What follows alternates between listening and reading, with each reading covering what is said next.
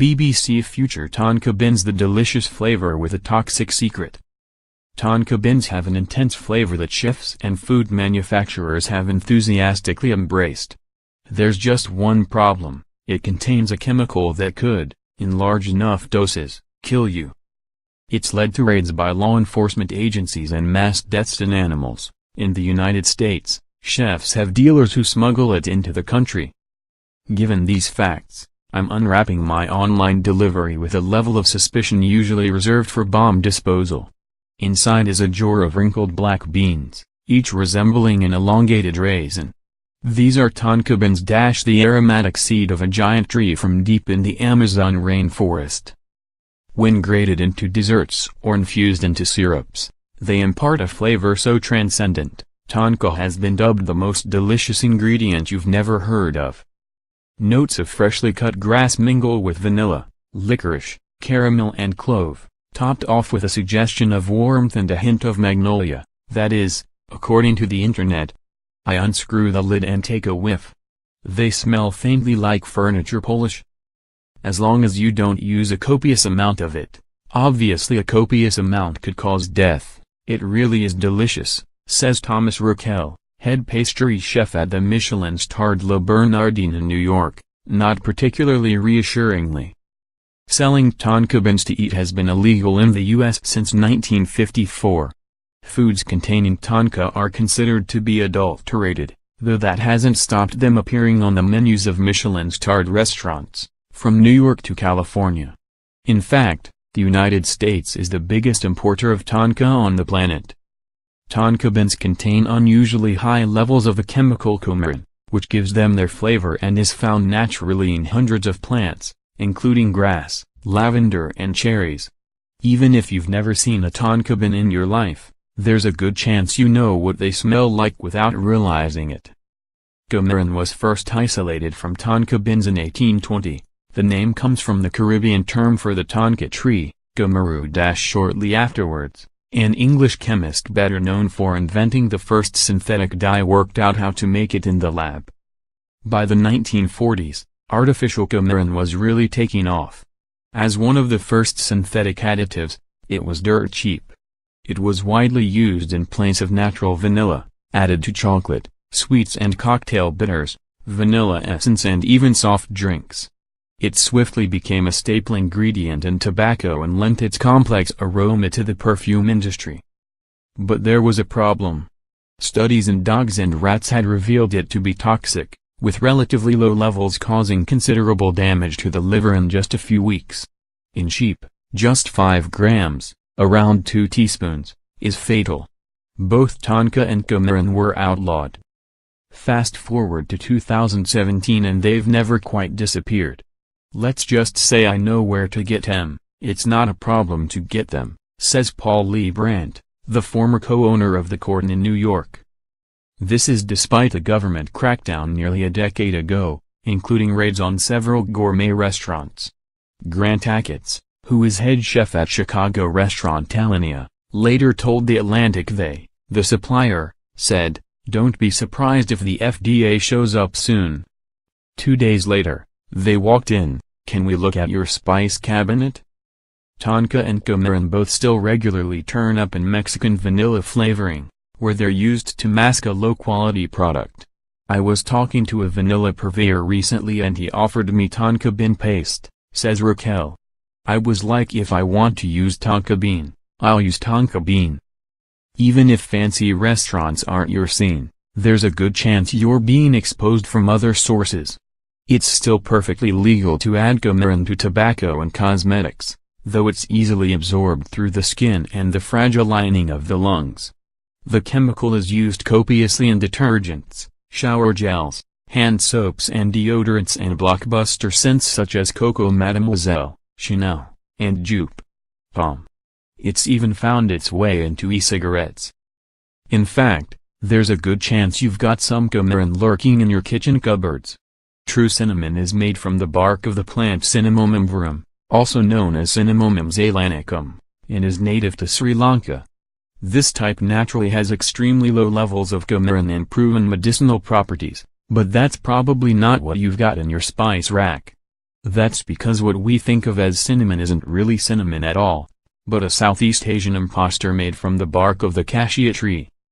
Though the plants are distant cousins, cassia cinnamon contains around 25,000 times more coumarin. The U.S. doesn't regulate the amount of coumarin in cinnamon, though the European Union has set safe daily limits, and just 1 teaspoon of cassia cinnamon could send you over. In 2013, Denmark's beloved kanelsnegl, or cinnamon rolls, narrowly escaped being banned after a study found that nearly half of the products tested exceeded the maximum coumarin content allowed in food. Only very rarely do we find an exceedance of a toxic compound in such a high percentage of foods, says Nikolai Balin, a food chemist from the Danish Veterinary and Food Administration who authored the study. The worry is that many of these products are aimed at children. So how dangerous is coumarin really? On paper at least, the forbidden flavor has never caused a single human death and there have been calls to lift the ban. But that's not quite the full story. Coumarin is mostly toxic to the liver, which plays a central role in mopping up poisons and clearing them from the body. As the front-line defense, the organ is extraordinarily resilient, able to regenerate from just a quarter of its original size. Just like alcohol, coumarin is thought to be toxic over the long term, with repeated bouts of damage. The problem is it's not like you're going to realize when you've got to the level where you're eating too much. The effects build up over years, says Dirk Lachenmeyer from the Chemical and Veterinary Investigation Laboratory, KVU, of Karlsruhe, Germany, who has developed a new way of detecting coumarin in foods. The easy way to find out is obvious. Alas, it turns out feeding people toxic chemicals isn't allowed. Instead, the safe limits in humans are based on studies in animals, from baboons to dogs. To account for any differences in our biology, the highest amount which hasn't caused any harm in animals is multiplied by 100. For an average-sized person, this works out at a measly 1/4 of a Tonka bun or a quarter of a cinnamon bun per day, though if you remove the animal-to-human 100 multiplication safety factor, your allowance shoots up to more like 25 Tonka buns or 20 cinnamon buns, 5,680 calories, a challenge for even the most hardened binge eaters. For most people, the current limit is probably ultra-conservative. Many animals, including rats and dogs, remove coumarin from the body in a completely different way, breaking it down into highly potent chemicals which are toxic in their own right. Instead, we have enzymes which subtly tweak coumarin's structure to render it safe. But not all people can do this.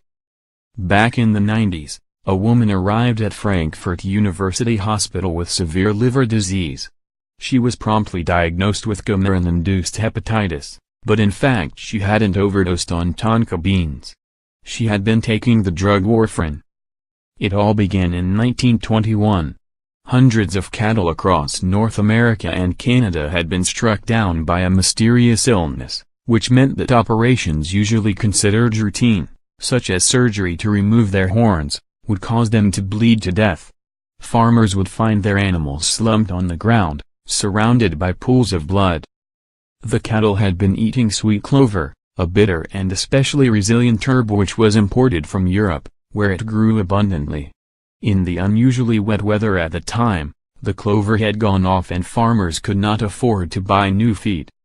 The crisis dragged on for years, until eventually a farmer, desperate for help, showed up at the Wisconsin Alumni Research Foundation, WARF, with a dead cow and a bucket of uncoagulated blood. Their biochemist Carl Paul Link set to work uncovering what had happened. Sweet clover contains high levels of coumarin, which a fungus had converted into the potent anticoagulant dicoamarol. The discovery inspired the development of warfarin, which today is both a particularly gruesome form of pest control and one of the most widely prescribed drugs on the planet. Coumarin itself is not an anticoagulant, but the two chemicals are extremely closely related. Which brings us back to the patient with liver disease. For people with a different version of the enzyme which deactivates coumarin, both warfarin and coumarin are thought to be particularly toxic. There's no way of knowing which camp you fall in. short of a trip to the emergency room or a genetic test. It has an effect on the liver, and all kinds of other compounds have an effect on the liver, like alcohol especially.